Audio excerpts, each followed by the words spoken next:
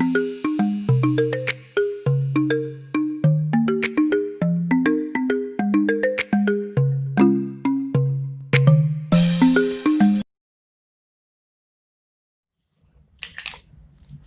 Morning, જય શ્રી કૃષ્ણ. કેમ છો બાળકો? આજના લેક્ચરની અંદર આપણે શું કરવા જઈ રહ્યા છીએ? તમારા નેક્સ્ટ ક્વેશ્ચનો બધા પણ વાયુ પર હશે બેટા. જે મેં લાસ્ટ લેક્ચરમાં તમને સમજાવી દીધું કે 3 થી 4 માર્ક્સની અંદર એક્ઝામમાં પૂછાશે તમારી માટે. તો એક્ઝામની અંદર આવવાના જે 3 થી 4 માર્કના પ્રશ્નો છે કે જેને રિલેટેડ દાખલાઓ પણ આવશે, તો આ બધા જ પ્રશ્નોને કઈ રીતે સોલ્વ કરવાના, કઈ રીતે સમજવાના અને કઈ રીતે લખવાના છે. તમે ઈચ્છો તો બોર્ડ પર લખેલું લખાણ બેઠે બેઠું લખશો તો પણ ચાલશે. અધરવાઇઝ તમે નોટ એટલે જે આપણે મટીરિયલ આપેલા છે એ મટીરિયલ પ્રમાણે પણ તૈયારી કરી શકો છો. ઓકે, તો આજના લેક્ચરની શરૂઆત કરું એ પહેલા તમને સૂચના આપી દઉં કે જે મટીરિયલ આપવામાં આવેલું છે એ મટીરિયલમાં એકી સાથે બધા નિયમો સાથે આપી દીધેલા છે. ટૂંકમાં એકદમ ટૂંકમાં નિયમો આપ્યા છે, માત્ર એ આપણે ભણવાના નથી. આપણે દરેક નિયમને વિસ્તારથી ભણવાનો છે કે નિયમ શું છે, સૂત્ર શું છે, આલેખ શું છે, ક્યાં ઉપયોગી છે, કેવા દાખલા છે, આપણે વિસ્તારથી ભણવાના છે. એટલે ટૂંકમાં સારાંશમાં જે બધા નિયમો આપ્યા છે એ કોઈ જગ્યાએ પૂછાવાના નથી. એટલે આપણે ડાયરેક્ટલી જશું આપણા મેઇન પ્રશ્નો પર કે જેમાં બધા નિયમો આવવાના જ છે પણ વિસ્તારથી આવશે. ઓકે, તો ચલો શરૂઆત કરીએ પ્રશ્ન નંબર 16 થી. કારણ કે 15 માં બધા નિયમોનો સારાંશ આપ્યું છે જે આપણા માટે કંઈ કામનું નથી.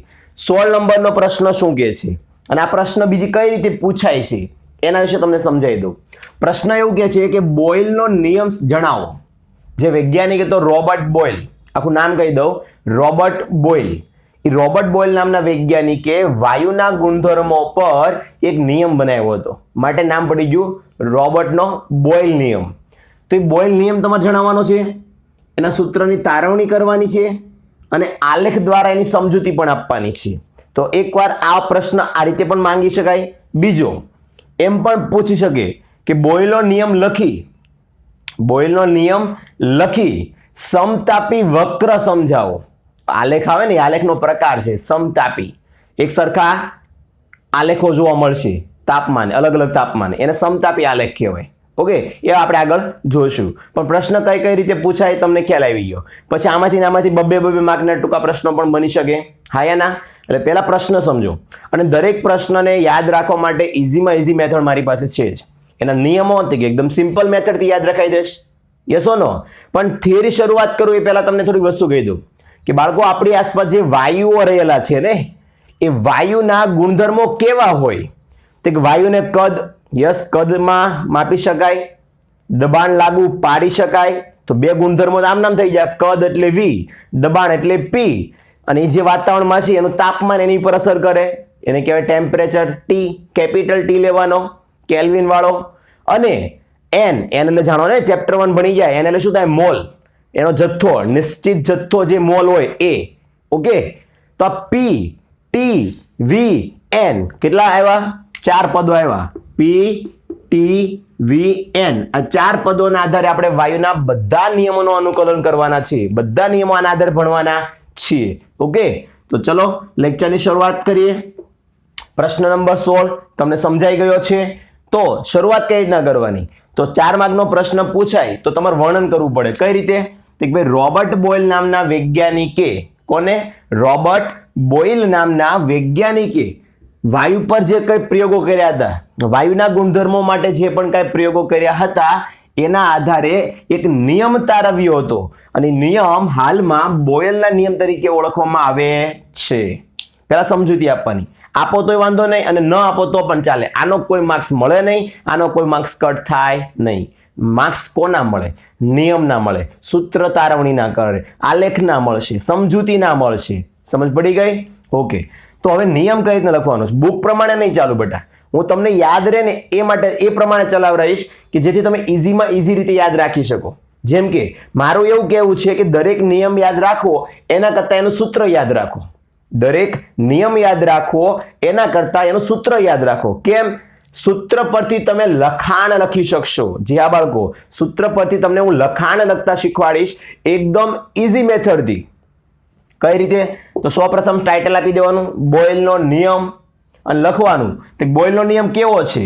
તો 4 શબ્દોથી વર્ણન થાય ને, PTVN, 4 વસ્તુ વાયુઓને વધારે લાગુ પડે. તો એના આધારે જ આપણે નિયમનું વર્ણન કરવા જઈ રહ્યા છીએ. તો ઓકે બધા, કોન્સન્ટ્રેટ સાથે નિયમ શરૂ કરું છું અને મારી આશા એવી રાખીશ કે આ નિયમ તમને અહીંયા જેવો હું વિડીયો લેક્ચરમાં પૂર્ણ કરું તમને પણ મોઢે થઈ જવો જોઈએ, એકદમ મગજમાં ફિટ થઈ જવો જોઈએ, તમારે વાંચવો પણ ન પડે. ઓકે, ચલો બોયલનો નિયમ લખવાનો. શું? P ચલે છે 1/v, એટલે કે વાયુઓનું દબાણ એ વાયુઓના કદના વ્યસ્ત પ્રમાણમાં હોય છે. આ જે P ચલે છે 1/v દેખાય છે બેટા, એને બોયલનો નિયમ કહેવામાં આવે છે. તો P અને V આવી ગયા, તો વધ્યા કોણ? તો કે T અને N. તો એને સાઈડમાં કાઉન્સમાં લખી નાખવાના અલગ. હવે આના પરથી મારે નિયમ બનાવવો છે. તો કઈ રીતે બનાવવાનો? તો હું જે બોલું છું એનું પુનરાવર્તન કરજો. અહીંયા કાઉન્સમાં જે આપ્યા હોય ને એ અચળ હોય. તો ધ્યાનથી સાંભળજો. બોયલના નિયમમાં P અને V માં ફેરફારો થશે, દબાણ અને કદમાં ફેરફાર થાય છે. કારણ બોયલ નામના વૈજ્ઞાનિકે વાયુના દબાણ અને કદ ઉપર પ્રયોગ કર્યો હતો. તો દબાણ અને કદને લીધા મેં, તો બાકી વધેલા ટેમ્પરેચર અને મોલ જથ્થો એ કેવો છે? અચળ છે. તો આ જે સૂત્ર દેખાય છે એના પરથી વાક્ય બનાવવું છે, નિયમનું લખાણ લખવું છે. તો ધ્યાનથી સાંભળજો. અચળ તાપમાને નિશ્ચિત જથ્થાના, એને એટલે જથ્થો છે ને, તો અચળ તાપમાને નિશ્ચિત જથ્થાના વાયુઓનું શું? તે કે દબાણ એ વાયુઓના કદના વ્યસ્ત પ્રમાણમાં હોય છે. નિયમ બની ગયો, સહેલો છે ને? જો દો, અચળ તાપમાને એન એટલે કે નિશ્ચિત જથ્થાના વાયુઓના મોલ એ વાયુઓના દબાણના કદના વ્યસ્ત પ્રમાણમાં હોય છે. જો નિયમ અહીં લખેલો છે, આખે આખો વાંચો બેટા. શું છે? અચળ તાપમાને નિશ્ચિત જથ્થાના જેટલા પણ વાયુઓ છે એ વાયુઓનું શું હોય? દબાણ એ શું છે? તે કે તેના કદના વ્યસ્ત પ્રમાણમાં હોય છે. નિયમનો નિયમ થઈ ગયો અને આ નિયમના આધારે એનું ગાણિતીય સ્વરૂપ, મેથેમેટિક્સ સ્વરૂપ આપણે લખી પણ નાખેલું છે. સહેલું હતું ને કે અઘરું પડ્યું? જો તો અચળ તાપમાને નિશ્ચિત જથ્થાના વાયુઓનું દબાણ તેના કદના વ્યસ્ત પ્રમાણના હોય છે. આને કહેવાય બોયલનો નિયમ. બોયલનો નિયમ સંભળાવી દીધા બાદ, લખ્યા બાદ હવે શું કરવાનું? તારવણી કરતા આવડે ને? જો વચ્ચે સપ્રમાણતા છે, ચલન અચળાંક છે, તો એને કાઢવો પડે. તો જેવો ચલનને કાઢું તો કોણ આવે? ચલનનો અચળાંક આવે, કોન્સ્ટન્ટ આવે. તો જેવો મેં P બરાબર કરવા માટે ચલન કાઢ્યું મેં, ચલન કાઢતા એનો કોન્સ્ટન્ટ કયો આવ્યો બેટા? K1 આવી ગયો, છેદમાં કદ V તો છે જ. તો P બરાબર K1 ના છેદમાં V. જ્યાં લખીએ કાંઈ કે K1 એટલે શું? તમે ખાલી K લખો ને તોય વાંધો નથી મને, K1 લખો ને તોય વાંધો નથી. K આવો જોઈએ કે જે કોન્સ્ટન્ટ છે, અચળ છે.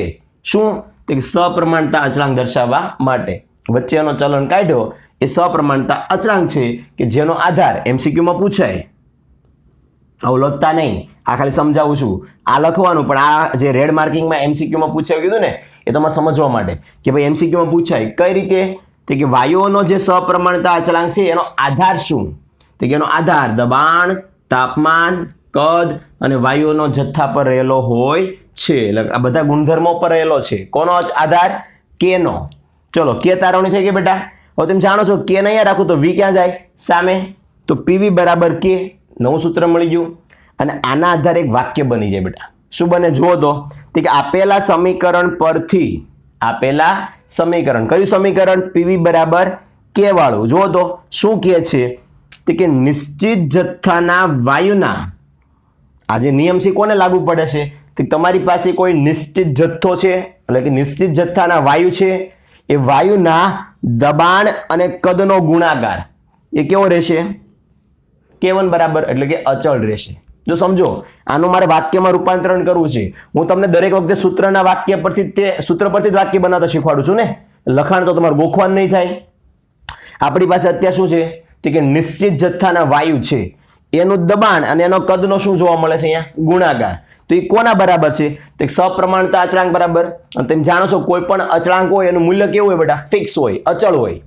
તો વાક્ય બની ગયું ને? કે આપેલ સમીકરણ પરથી જે નિશ્ચિત જથ્થાના વાયુનું દબાણ અને કદનો ગુણાકાર છે એ અચળ હોય છે. તો અહીં લખેલું છે કે દબાણ અને કદનો ગુણાકાર અચળ હોય છે. એટલા સુધી લખો એટલે 2 માર્ક્સ મળે. અહીંયા સુધી લખો એટલે કેટલા માર્ક મળે? 2 માર્ક્સ. ઓકે, જેમાં નિયમ, સૂત્ર અને સમજૂતી હજી બાકી છે. આ આટલી ખબર પડી ગઈ બધાને? હું આશા રાખું કે અહીંયા સુધી બધાને ખબર પડી ગઈ છે. જો ન સમજ પડી હોય ફરીવાર વિડીયોને સાંભળી લેજો. ઓકે, ચલો. હવે આ તો કોઈ એક વાયુ માટે, રાઈટ? પણ દાખલા ગણવા માટે સૂત્ર કયા વપરાય છે? તો દાખલા ગણવા માટે આ સૂત્રનો ઉપયોગ નથી થતો. આ તો સમજૂતી છે. દાખલામાં શું હોય બેટા કે એક વાયુ લીધો અચળ તાપમાને, નિશ્ચિત જથ્થાનો, તો એનું દબાણ શરૂઆતનું કેટલું હોય? P1 હોય. કદ કેટલું હોય? V1 હોય. દબાણ શરૂઆતનું P1 હોય, કદ એનું V1 હોય. પણ થોડા સમય પછી જુઓ ને તો એનું તાપમાન, ઇનય તાપમાને દબાણ અને કદમાં ફેરફાર આવ્યો હોય. તો કેટલો ફેરફાર હોય? તો કે નવી અવસ્થા માટે દબાણ લાગુ પડે P2, કદ લાગુ પડે V2. તો આવી બે જુદી જુદી અવસ્થાઓ ધારણ કરે છે ત્યારે દાખલા કેમ ગણવા? તો એના માટે નોટ કરજો કે જે અચળ તાપમાનને તમે લીધેલું છે વાયુ, એ વાયુનું પ્રારંભિક દબાણ કેટલું? P1, કદ કેટલું? V1 હતું. હવે ધીમે ધીમે ફેલાણો એટલે કે વિસ્તરણ પામ્યું ત્યારે કેટલું બની ગયું? P2 અને V2. તો આ P અને V નો તમે સંબંધ જાણો છો કે P અને V નો ગુણાકાર કેવો મળે? અચળ મળે. તો પ્રારંભિક સ્થિતિ એટલે કઈ? P1 અને V1 એ બેનો ગુણાકાર કેવો રહેવાનો? અચળ કહેવાનો જ રહેવાનો. તો અંતિમ સ્થિતિમાં તે શું થાય કે દબાણ P2 અને V2 એ બેનો ગુણાકાર તો અચળ જ રહેવાનો. આપણે ભણી ગયા કે કોઈ પણ નિશ્ચિત જથ્થાના વાયુનું દબાણ અને એના કદનો ગુણાકાર હંમેશા કેવો રહે? અચળ જ રહે. બંને અચળ છે એને સરખાઈ દો એટલે કે બંનેના K1 ને સરખાઈ દો તો શું થાય? ઠીક, તો P1 V1 બરાબર P2 V2 બરાબર K1 બરાબર અચળ થાય. સીધી વસ્તુ. એટલે આનો અર્થ એવો થયો કે ગમે ત્યારે તમે એક વાયુ જે નિશ્ચિત જથ્થામાં લીધેલો છે એનું શરૂઆતનું દબાણ અને કદ તમારી પાસે છે તો અંતિમ દબાણ અને કદ એના બરાબર જ થવાના છે, ગુણાકાર. ઓકે, આ બોયલનો નિયમ છે બેટા. P1 V1 બરાબર હંમેશા થાય P2 V2. હજી ત્રીજી અવસ્થામાં જાય તો P3 V3 પણ એના બરાબર જ થાય. ઓકે, તો આના પરથી બોયલનું સૂત્ર મળ્યું જે દાખલા ગણવા માટે વપરાય છે. શું? P1 ને અહીંયા જ રાખો, V1 ને સામેના છેદમાં જ આવજો, P2 ને આ બાજુ લઈ લો. P1 ના છેદમાં P2 બરાબર V2 ના છેદમાં V1 એ તમારા બોયલના નિયમનું સૂત્ર તારવણી થઈ ગઈ જે દાખલા ગણવા માટે વપરાય છે બેટા. ઓકે, અહીંયા સુધી તમને ઘણીવાર પૂછાતું હોય છે ખાલી 2 માર્ક્સમાં. અહીંયા સુધી પણ 2 માર્ક્સમાં પૂછાતું હોય છે, પણ ક્યારેક એવો પ્રશ્ન પૂછે બોયલનો નિયમ લખી સૂત્ર તારવણી કરો તો તમે અહીંયા સુધી લખી શકો છો 2 માર્ક્સમાં. એટલે ક્યારેક 2 માર્ક્સમાં ટૂંકું પણ પૂછે, ક્યારેક 2 માર્ક્સમાં લાંબુ પણ પૂછી શકે છે. સમજ પડી ગઈ બાળકો? હવે સવાલ એ તો કે 3 થી 4 માર્ક્સમાં પૂછાય ત્યારે શું પૂછે સાથે સાથે? તે સૂત્ર તારવણી સુધી તો પૂછે પણ સાથે સાથે આલેખ પણ માંગે છે. એ આલેખને બીજી રીતે પણ પૂછી શકે. સમતાપી આલેખ સમજાવો, બોયલનો સમતાપી આલેખ સમજાવો. આલેખની સમજૂતી સમગ્ર બાજુમાં મેં લખેલી છે જે એકદમ સિમ્પલ અને સાદી જ છે. પ્રશ્ન શું હતો? બોયલનો નિયમ સમજાવો. આઈ થિંક બધા વિદ્યાર્થીઓને, દરેક બાળકોને બોયલના નિયમ વિશેની માહિતી મળી ગઈ છે, એમના સૂત્રોની તારવણી પણ મળી ગઈ છે. તો હવે સમજવા જઈએ આપણે આલેખ. કે આ નિયમ કોનો છે? તો નિયમ P અને V નો છે. તો આલેખો કોના છે? P વિરુદ્ધ V ના જોઈ. જો એક હિન્ટ આપું છું, બધા બાળકો ધ્યાનથી રાખજો કે આ શું છે. તો તમે જોઈ શકો છો કે આ P છે અને આ 1/V છે. તો બંને એકબીજાના કેવા પ્રમાણમાં છે? 1/V એટલે સમપ્રમાણમાં. જો હું ખાલી V બોલું ને બેટા, તમે છે લોકો ધ્યાનથી સાંભળતા નથી. ધ્યાનથી સાંભળો. વાયુનું દબાણ P અને કદ V એ કેવા છે? વ્યસ્ત પ્રમાણમાં છે. એ તો વ્યસ્ત પ્રમાણમાં છે ને. પણ હું એમ બોલું કે વાયુનું દબાણ અને વાયુઓનું જે 1/V છે, જો 1/V 1/V કેવું છે? તો કે 1/V સમપ્રમાણમાં છે અને ખાલી V બોલું તો વ્યસ્ત પ્રમાણમાં છે. તો આના પરથી આલેખ મળે બેટા. કેટલા આલેખો મળે? તો કે 2 આલેખ મળે. એક આલેખમાં તમે શું લેશો? તો જે નિયમ આપ્યો છે ને એ જ લેશું. દબાણ P વિરુદ્ધ 1/V. કોનો કોનો આલેખ દોરવાનો સીધો? જે આપ્યું છે દબાણ E, નિયમનો જ આલેખ દોરી નાખવાનો કે દબાણ P અને 1/V વિરુદ્ધ આલેખ દોરો અચળ તાપમાને તો કેવો મળે? તો હંમેશા યાદ રાખજો જે નિયમ આપ્યો હોય ને એ આલેખ તો સીધી રેખામાં જ આપે.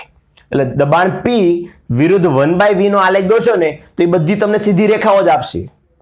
પરંતુ આ 1/V ના જગ્યાએ ડાયરેક્ટ V લઉં તો કે P અને V નો આલેખ લો તો એ વક્ર જ મળે.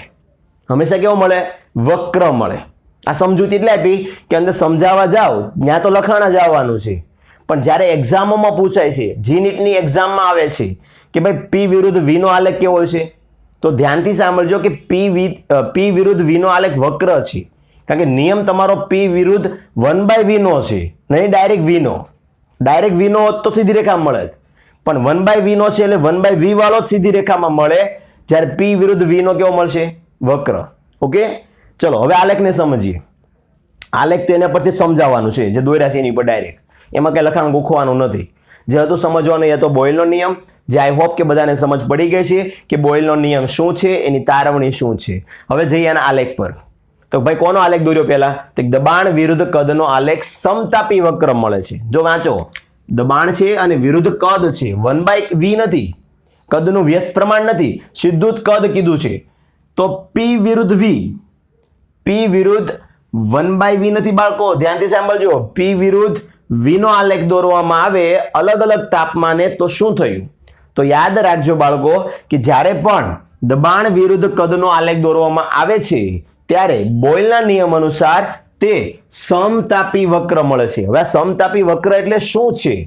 તો બુકમાં એનું વર્ણન પૂર્ણ નથી કરેલું બેટા, એટલે મેં મારી ભાષામાં આખું વર્ણન અહીં લખેલું છે. તો એ વર્ણન સમજો કે તમે જોઈ શકો છો, 200 કેલ્વિન તાપમાને એક આલેખ દોર્યો P અને V નો, તો એ વક્ર મળ્યો. બીજો 400 કેલ્વિન તાપમાને દોર્યો તો એ પણ વક્ર મળ્યો, ભલે ઊંચો મળ્યો પણ છે તો વક્ર ને. 600 કેલ્વિન તાપમાને દોર્યો તો પણ P અને V નો આલેખ મળ્યો વક્ર. તો તમે જોઈ શકો છો કે અલગ અલગ તાપમાને P વિરુદ્ધ V ના આલેખો દોર્યા તો બધા સરખા જ મળ્યા અને એ પણ વક્ર મળ્યા.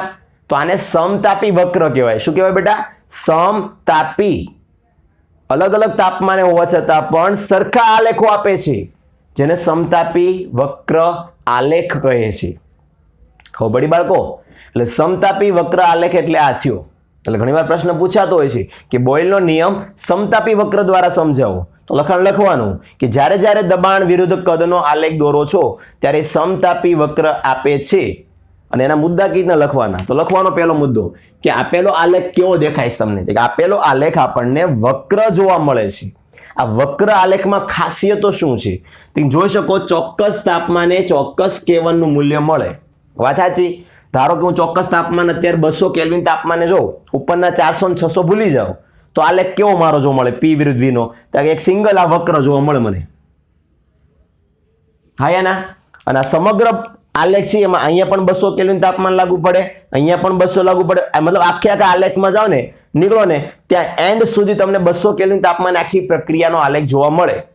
તો તાપમાન એક સરખું હોય તો એવા સમયે એનો કોન્સ્ટન્ટ કેવો હોય? K1 અચળ જ હોય, ફિક્સ હોય. પરંતુ યાદ રાખજો, 200 ના બદલે હું 400 કેલ્વિન તાપમાને આલેખ દોરું તો એ આલેખ મને વક્ર તો મળશે, પરંતુ ત્યાં રહેલા અચળાંક K1 એ 200 કરતા અલગ હશે. સમજો, અહીંનો K1 અને અહીંના K1 બંને જુદા જુદા હશે. કેમ? તાપમાન જુદા જુદા, તો તાપમાન જુદા જુદા હોય તો એમના અચળાંકો પણ જુદા જુદા હોય. પણ એક વસ્તુ ચોક્કસ કે 200 કેલ્વિન તાપમાને જે K1 છે એ અચળ રહેશે, 400 કેલ્વિન તાપમાને જે K1 છે એ અચળ રહેશે, 600 કેલ્વિન તાપમાને જે પ્રક્રિયાનો અચળાંક આવશે એ અચળ રહેશે. મતલબ જે તે પ્રક્રિયાનું તાપમાન જે સમયે હશે એ પ્રક્રિયા માટે એનો અચળાંક અચળ રહેશે. જુદા જુદા તાપમાને બધા અચળાંકોની વાત કરું તો અંદરો અંદર બધા ભિન્ન હોય છે. આ મેં મારા લખાણ મુજબ લખ્યું અહીંયા, એટલે તમને યાદ રહે અને સમજાય. આ MCQ પોઈન્ટ કહેવાય બધા નાના નાના. ઓકે, આમ તમે જોઈ શકો છો કે દરેક અલગ અલગ તાપમાને જ્યારે PV વિરુદ્ધ V નો આલેખ દોરવામાં આવ્યો તો બધા આલેખો એક સરખા વક્ર જોવા મળે છે. એટલે મેં લખ્યું છે અહીંયા, P વિરુદ્ધ V ના આલેખ એક સમાન વક્ર આલેખો આપે છે, જેથી કહી શકો કે અલગ અલગ તાપમાન માટે K1 કેવા છે? અલગ અલગ તાપમાને K1 કેટલા છે? અલગ અલગ હશે. પરંતુ કોઈ ચોક્કસ તાપમાને બધા કેવા થઈ જાય? એક સરખા. એક ચોક્કસ તાપમાન હોય ફિક્સ બધા માટે તો બધાનો K1 સરખો થઈ જાય અને માટે આલેખ પણ બધા સરખા થઈ જાય. તો આમ પણ કહી શકો કે વક્ર હોવાથી તેને સમતાપી વક્ર કહે છે. શું કીધું બાળકો? કે અલગ અલગ તાપમાને પણ બધા આલેખો વક્ર જ મળવાના છે. ધેટ મીન્સ કે કોઈ પણ તાપમાન આલેખ દોરો વક્ર જ મળશે. એટલે બધા વક્ર જ મળતા હોવાના કારણે આને સમતાપી વક્ર આલેખ નામ પાડ્યું. આઈ હોપ બધાને સમજ પડી ગઈ છે, કોઈ કન્ફ્યુઝન હોવી જોઈએ નહીં. નિયમ, સૂત્રની તારવણી, સૂત્ર તારવણી પરથી જ આ નિયમ યાદ રાખજો, આ સૂત્ર યાદ રાખજો. સૂત્ર પરથી નિયમ બનાવ્યો છે મેં. અચળ તાપમાને નિશ્ચિત જથ્થાના વાયુનું દબાણ કદના વ્યસ્ત પ્રમાણમાં સૂત્રની તારવણી કરી ફરીવાર આના પરથી બેના ગુણાકારને કીધો અચળ કારણ કે અચળ મળે છે બે ભિન્ન પરિસ્થિતિ માટેનું સૂત્ર તાર્યું P1 V1 બરાબર P2 V2 એના પરથી આ પણ સૂત્ર લખી શકાય P1 ના છેદમાં P2 V2 ના છેદમાં V1 આલેખ સમજાવવા માટે કંઈ કર્યું નથી P અને V નું વર્ણન કર્યું છે કે P વિરુદ્ધ V નો આલેખ દોરો તો વક્ર મળે અલગ અલગ તાપમાને દોરો તો પણ વક્ર મળે अलग अलग तापमाने बधाना K1 केवा होय अचळांको अलग अलग पण कोई एक निश्चित तापमाने चौक्कस तापमाने अचळांको केवो होय सरखा आ तो उपरनो आलेख હવે નીચેનો આલેખ શું કહે છે તો નીચેનો આલેખ એક એમસીક્યુ પોઈન્ટ માટેનો છે દોરેલો કે ભાઈ ધારો કે નિયમ પરથી જ આવ્યો છે કેમ તો નિયમ કોના વિરુદ્ધ હતો P વિરુદ્ધ 1/v નો તો આ રહ્યો P વિરુદ્ધ 1/v છે બેટા હંમેશા રાખજો જે નિયમ આપ્યો હોય એ નિયમનો આલેખ હંમેશા સીધી રેખામાં જોજો અહીં સીધી રેખાઓ બધી દોરેલી છે બ્લેક કલરમાં દેખાય છે ઓકે હવે બીજી વસ્તુ શીખવાડું તમને કે આ જો આ T1 તાપમાને છે આ T2 તાપમાને છે અને T3 તાપમાને છે તો તમને કેમ ખબર પડે કયો આલેખ ઊંચા તાપમાન વાળો છે મેં તો તાપમાન લખ્યા નથી તો હંમેશા જ રાખવાનું બાળકો તમે જાણો છો કે પ્રેશર કુકર હોય યસો નો એ પ્રેશર કુકરની અંદર સીટી ક્યારે વાગે છે તો દબાણ વધે ત્યારે તો દબાણ ક્યારે વધ્યું તો નીચેથી ટેમ્પરેચર વધ્યું ત્યારે तापमान વધે તો દબાણ વધે હા યા ના સમજ પડી ને તાપમાન વધે તો દબાણ વધે દબાણ ક્યાં વધી રહ્યું છે તો દબાણ આપણા આલેખમાં ઉપર છે ને એમ વધે છે તો આ જે રહ્યું ને એ નીચું કહેવાય આ ઉપર કહેવાય આ એનાથી ઉપર કહેવાય કેમ તો જેમ જેમ જેમ જેમ આમ આલેખ છે ને ઉપરની દિશા તરફ નજીકનો આવતો જાય ને એમ તાપમાન વધે દબાણ વધે કે અહીંયા દબાણ ઝૂકેલું છે દબાણ આમ ગણો ને તો સીધી રેખામાં અહીંયા જ આવશે આનો અહીંયા આવશે અને આનો અહીંયા આવશે એટલે હાઈટ પ્રમાણે જો તો આ T3 તાપમાન વધારે છે એટલે જો આજે રહ્યું ને એવું કહેવા માંગે છે કે T3 is greater than T2 T2 is greater than T1 તો ઘણીવાર આલેખ આપે છે અને પછી એવું કહે છે કે નીચેનામાંથી સાચું કયું છે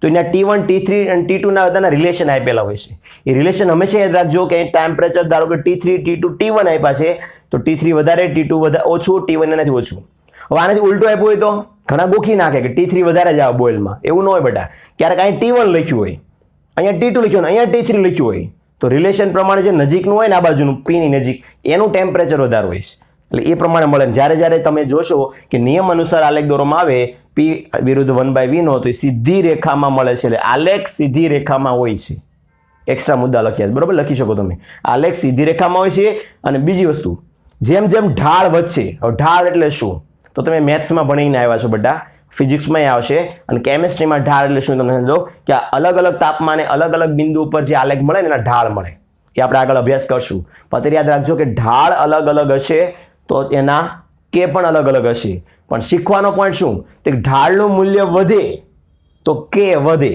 અચળાંક કે વધે ઓકે અહીંયા બોયલના નિયમની સમાપ્તિ કરીએ છીએ અને આગળ બોયલના નિયમને રિલેટેડ બબ્બે માર્કના નાના નાના પ્રશ્નો વિશે આપણે અભ્યાસ કરશું મર્યાદા શું છે બીજા સૂત્રો કેવા તારવી શકાય છે એના વિશે આપણે આગળ જોઈએ ઓકે આઈ હોપ બધાને સમજાઈ ગયું છે યસ ઓર નો ન સમજાય ફરીવાર સાંભળજો વિડીયોને ક્લિયર ચલો આગળ ક્લિયર બાળકો આઈ હોપ બોયલ્સનો સંપૂર્ણ નિયમ તમને સમજાઈ ગયો હશે ત્યારબાદ બોયલ્સના નિયમની અંદર એક પૂરક પ્રશ્ન બને છે પૂરક મતલબ ગૌણ પ્રશ્ન નાનો બનીને આવે છે કે જેનો ઉલ્લેખ આલેખ અને સૂત્રની તારવણી કર્યા બાદ ટેક્સ્ટ બુકમાં આપેલો છે તો એ પૂરક પ્રશ્ન શું છે અને પૂરક પ્રશ્ન પાછો સ્વાધ્યાયમાં પણ આપેલો છે બાળકો કે વાયુની જે કંઈ ઘનતા છે વાયુ હોય અને કંઈ ઘનતા હોય એ ઘનતા તેના દબાણના વચ્ચે શું સંબંધ ધરાવે છે વાયુના દબાણ સાથે શું સંબંધ છે એને તમારે બોયલના નિયમ પરથી તારવણી કરીને સમજાવવાનું છે હવે આપણે સૌપ્રથમ શરૂઆત કરશું ઘનતાથી ઘનતાને ઇંગ્લિશમાં કહેવાય ડેન્સિટી એટલે આપણે સિમ્બોલાઇઝ કરશું એને સ્મોલ d વડે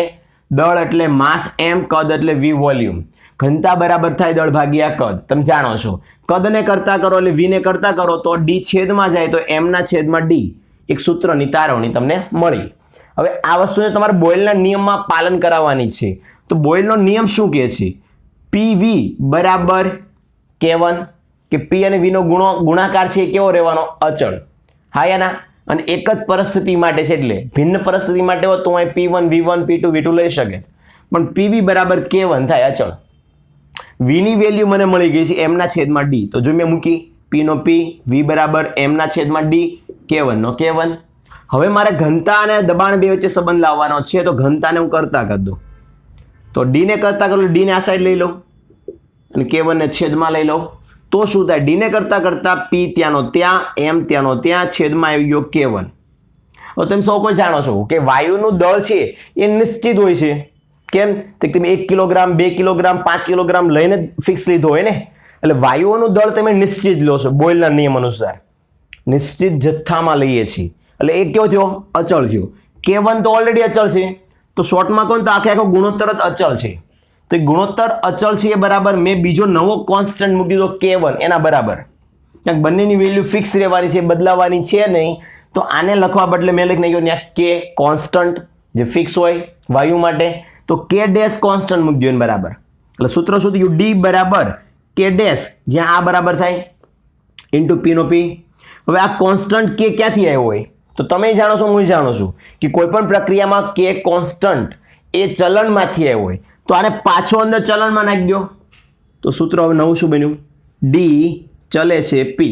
આ ચલણને હટાવીશ તો પાછો K ડેશ આવશે, K ડેશ ને હટાવીશ તો પાછો એમના છેદમાં K1 આવશે. તમે સમજો છો ને? તો ફાઇનલી ઘનતા એ દબાણના સમપ્રમાણમાં છે, એટલે કે દબાણ વધારશો તો ઘનતા વધશે, દબાણ વધારશો તો ઘનતા વધશે. હવે આનું એક નાનું ઉદાહરણ આપું બાળકો, કે મારી પાસે એક ચોક્કસ કદ છે, એમાં વાયુના કણો મેં ભરેલા છે. હું દબાણ વધારું તો ધ્યાનથી સાંભળજો, જેવું દબાણ વધારું વાયુના કણો બધા એકબીજાની નજીક આવવા લાગે. શું આવવા લાગે બેટા? એકબીજાની નજીક આવે. અને ઓબ્વિયસલી દબાણ વધતા જો વાયુના કણો બધા એકબીજાની નજીક નજીક ગોઠવવા લાગે તો એક ચોક્કસ કદમાં અણુઓની સંખ્યા વધી જશે, અણુઓનું દળ પણ વધી જશે. બાકી તમે જાણો છો કે વાયુના કણ તો છૂટા છવાયેલા જ હોય, અને છૂટા છવાયેલા હોવાના કારણે ઘન અને પ્રવાહીની કમ્પેરિઝનમાં ઘનતા ઓછી ધરાવે છે. આપણે આગળ ભણી ગયા આ કન્સેપ્ટ કે વાયુની ઘનતા ઓછી હોય છે, પરંતુ જ્યારે દબાણ વધારવામાં આવે છે ત્યારે સંખ્યા ભેગી થાય છે, કણો ભેગા થાય છે, દળ વધે છે. દળ વધે તો ઘનતા વધે, ઘનતા વધે તો દળ વધે, દબાણ વધે. આનો અર્થ એવો થયો કે દબાણ વધારતા તમે ઘનતા વધારી. આ કન્સેપ્ટ મગજમાં યાદ રાખજો, આગળ કામમાં આવશે. ઓકે, આ તો એક પૂરક પ્રશ્ન. હવે ત્યારબાદ મટીરીયલના પ્રશ્ન પ્રમાણે આગળ વાલું તો 17 નંબરનો પ્રશ્ન શું કહે છે કે બોયલના નિયમ પર ઊંચા દબાણે અને નીચા તાપમાને શું અસર થાય? એટલે એક પ્રકારે કહો તો મર્યાદા છે. કોની? બોયલના નિયમની મર્યાદા સમજાવો એવું કે ને, ત્યારે પણ આ જવાબ લખવાનો. પ્રશ્ન શું હતો એનો? કે વાયુ ઉપર જ્યારે બોયલના નિયમ અનુસાર ઊંચું દબાણ લઈ જવામાં આવે અને એ પણ નીચા તાપમાને, તો શું થાય? તો બાળકો યાદ રાખજો, બોયલનો નિયમ શું છે? P ચલે છે 1/V છે, અને એના અનુસાર ઊંચા દબાણે હંમેશા બોયલનો નિયમ વિચલનતા દર્શાવશે, મતલબ કે નિયમનું પાલન નહીં દર્શાવે. શોર્ટમાં કહો ને તો તમારો આલેખ સીધી રેખામાં નહીં મળે. જે સીધી રેખામાં મળતો હતો ને P વિરુદ્ધ 1/V નો આલેખ, એ નહીં મળે. કેમ? તો તમે કઈ કન્ડિશન આપો છો? દબાણ ઊંચું લઈ જવાનું કહો છો અને તાપમાન નીચું, એ પોસિબલ જ નથી. કેમ? તો બોયલનો નિયમ હંમેશા ઊંચા તાપમાને જ અનુસરે છે, કારણ કે તાપમાન ઊંચું જાય તો ઓટોમેટિક દબાણ ઊંચું જ ગયું હોય. એટલે ઊંચા તાપમાને ઊંચા દબાણે તેનું પાલન કરે છે, નીચા તાપમાને પાલન કરતો નથી. એટલે તમે કહી શકો નીચા તાપમાને તેનું પાલન કરતો નથી. તો એની મર્યાદા થઈ કે હંમેશા ઊંચા તાપમાને ઊંચા દબાણે જ પાલન કરશે. આ થઈ ગયો 17માનો જવાબ. 18મો પ્રશ્ન શું કહે છે? વાયુ પર દબાણ વધારતા શું અસરો જોવા મળે છે? આ જીનીટમાં પૂછાય બાળકો. આવા પ્રશ્નો જીનીટની અંદર લોજિકલી પૂછાય, જેમાં દાખલા ન હોય, થિયરી ન હોય, ખાલી કન્સેપ્ટ હોય. કયો કન્સેપ્ટ? નિયમનો. કે દબાણ વધારો તો શું થાય? ઓબ્વિયસલી હવે તમે એનું બે જાણીએ છીએ કે આ સૂત્ર પ્રમાણે હું જોવા જાઉં અને અહીં દબાણ વધારું, અતિ વધારું, ધેટ મીન્સ કે કદ ઘટ્યું છે. એક ઉદાહરણ આપું કે દબાણને બમણું કરું તો કદ કેટલું થાય? તો દબાણ બમણું કરતા કદમાં અડધું થાય, કારણ કે આ બમણું થયું, ધેટ મીન્સ કે આનું અડધું થયું કદનું. શોર્ટમાં દબાણ વધતા કદ ઘટે છે. એક લોજિકલી છે, દબાણ વધતા કદ ઘટે છે. હા યા ના? એ જ રીતે તમે જાણો છો કે વાયુમાં સંકોચનનો ગુણધર્મ છે. હા યા ના? દબાણ વધારીએ તો વાયુના કણો જે છૂટા છૂટા છે એ બધા એકબીજા નજીક આવશે. ધેટ મીન્સ કે વાયુમાં સંકોચન ગુણધર્મ છે, જે આપણે આગળ પણ ભણી ગયા છીએ. આમ દબાણ વધતા કદ પણ સંકોચન પામે છે. કદ સંકોચન, કદ ઘટવાનું કારણ શું? તો દબાણ વધાર્યું તમે, દબાણ વધારતા વાયુ સંકોચન ગુણધર્મ ધરાવે છે, તો ભાઈ સંકોચા છે, કદમાં ઘટાડો થશે. સમજણ પડી ગઈ બધા બાળકોને? તો આના આધારે બીજું શું જાણવા મળ્યું? તો આના આધારે 3 MCQ શીખવા મળ્યા કે જો વાયુ પર દબાણ વધારવામાં આવે તો એક તો એની ઘનતા વધે છે. ઘનતા કેમ વધે છે હવે ન પૂછતા, કારણ કણો નજીક આવે તો દળ વધ્યું હોય કણોનું. કારણ જો મોટા કદની અંદર કણો ઓછા હોય કદ ગમે એટલું રાખો તમે, વાયુના કણો છૂટા છવાયેલા જ હોય, પણ એક કદમાં જ્યારે દબાણ વધારવામાં આવે છે ત્યારે વાયુના કણો નજીક નજીક ભેગા થવા લાગે છે, સંકોચાય છે, પરિણામે ત્યાં વધુ માત્રામાં કણો આવે, તો કણો વધુ આવે તો દળ વધારે આવે એટલે ઘનતા વધી જાય. બીજું, અણુઓ હંમેશા દબાણ વધારતા નજીક આવીને ગોઠવાઈ જાય છે સરખી સંખ્યામાં, એવું નહીં વધારે ઓછા, એકદમ સરખી સંખ્યામાં આવીને ત્યાં ગોઠવાઈ જતા હોય છે. લોજિકલી પોઈન્ટ છે, દબાણ આપો તો કણો નજીક આવવાના જ છે ને. લાસ્ટ પોઈન્ટ, વાયુઓ ઘટ્ટ બને છે. હવે આ વસ્તુ સમજવા જેવી છે બાળકો, કે તમે કોઈ મોટા ઘરની અંદર ધુમાડો કર્યો, હા યા ના, પરંતુ એ ધુમાડો ઘરમાં ફેલાઈ ગયો તો કેવો થઈ ગયો? વાયુ હતો એટલે તરત ફેલાઈ ગયો, ગાયબ થઈ ગયો. પણ ધારો કે એ જ ધુમાડાને કોઈ નાના અમથા ગ્લાસની અંદર પેક કરી દેવામાં આવે, જે રૂમમાં ધુમાડો મુક્ત કર્યો હતો એટલો જ ધુમાડો કોઈ ગ્લાસમાં પેક કરીને રાખવામાં આવતો, તો તમે જોઈ શકશો ત્યાં ઘટ્ટ પ્રકારનો ધુમાડો જોવો છે, ઘાટો એકદમ. તો શું કહેવા માંગે છે? દબાણ વધારશો બેટા વાયુ પર તો વાયુઓની અવસ્થા ઘટ્ટ દેખાય છે, પ્રવાહી જેવી દેખાય છે. જે અત્યારે આપણી આસપાસ નજરની જુઓ તો કોઈ વાયુ દેખાતો નથી, છે ખરા દેખાતો નથી, એ દબાણ આપવાથી દેખાવા લાગે છે. ઓકે, તો આજના લેક્ચરને અહીંયા સુધી રાખું છું. આઈ હોપ બધાને મજા આવી છે, સમજણ પડી ગઈ છે, કન્સેપ્ટ કયા કયા છે. તો અહીંયા બોયલના નિયમની સંપૂર્ણ રીતે માહિતી પૂર્ણ થાય છે આલેખ સાથે, સૂત્ર સાથે. હવે આપણે જોઈશું નેક્સ્ટ લેક્ચરમાં દાખલાઓ અને ચાર્લ્સનો નિયમ. Thank you. જય શ્રી કૃષ્ણ.